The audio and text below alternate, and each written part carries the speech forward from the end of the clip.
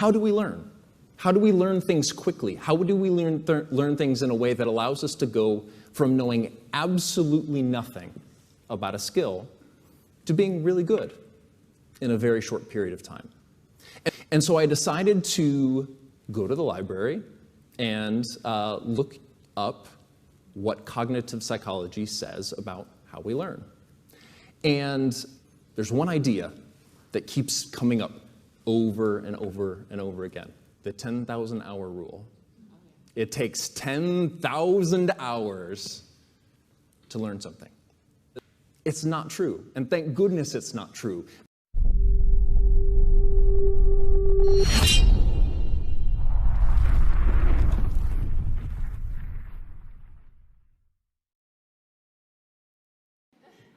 If you put 20 hours of focused, deliberate practice into that thing, you will be astounded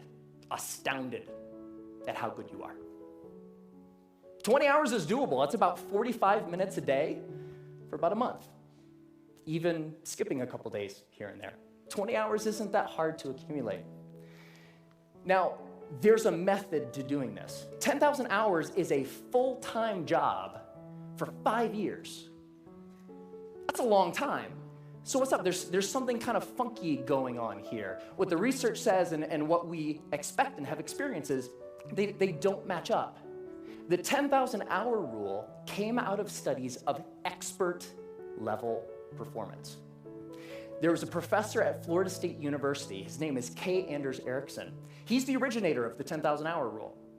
And where that came from is he studied professional athletes, world-class musicians, chess grandmasters, all of these ultra-competitive folks in ultra-high-performing fields, and he tried to figure out how long does it take to get to the top of those kinds of fields.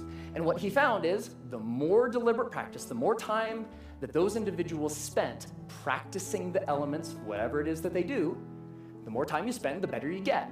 And the folks at the tippy top of their fields put in around 10,000 hours of practice.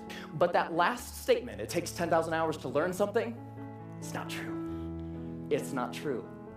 Here's what my research says. 20 hours. That's it.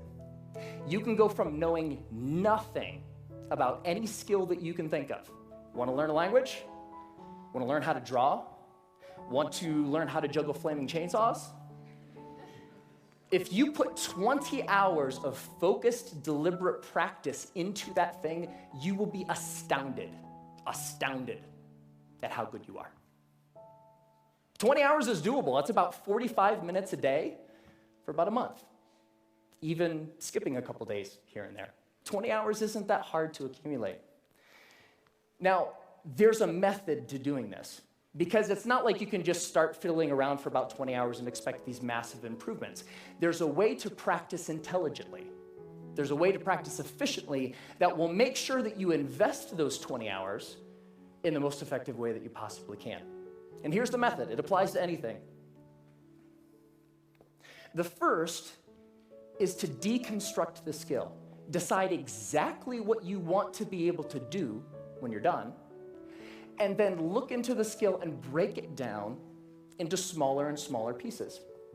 Most of the things that we think of as skills are actually big bundles of skills that require all sorts of different things. The more you can break apart the skill, the more you're able to decide what are the parts of the skill that will actually help me get to what I want, and then you can practice those first. And if you practice the most important things first, you'll be able to improve your performance in the least amount of time possible. The second is learn enough to self-correct. So get 3 to 5 resources about what it is you're trying to learn. Could be books, could be DVDs, could be courses, could be anything.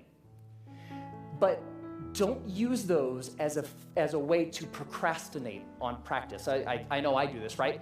Get like 20 books about the topic. It's like, I'm gonna start learning how to program a computer when I complete these 20 books. No, that's procrastination. What you want to do is learn just enough that you can actually practice and self-correct or self-edit as you practice. So the learning becomes a way of getting better at noticing when you're making a mistake and then doing something a little different. The third is to remove barriers to practice.